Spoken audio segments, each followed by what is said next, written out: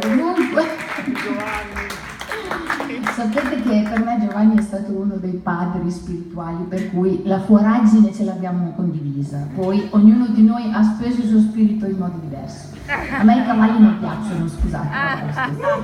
Grazie.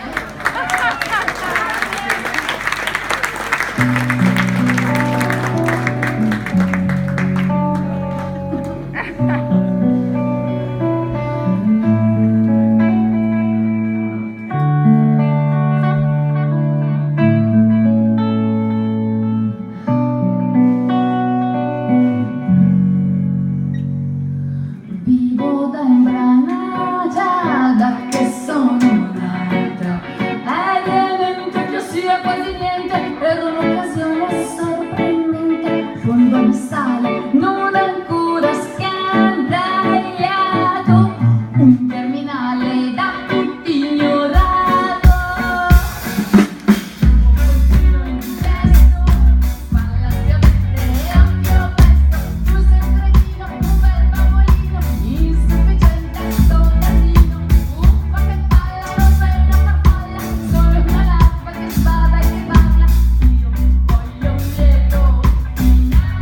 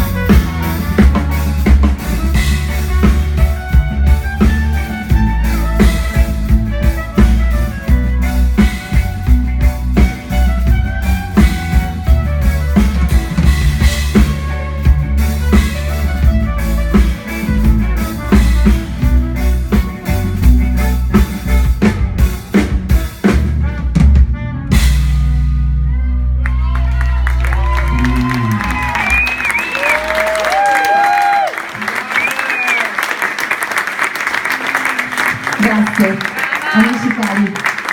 Queste non sono cose nostalgiche, sono cose contemporanee. Vi amiamo molto e io amo tutto quello che fate, sia con Giovanni che con Luciano.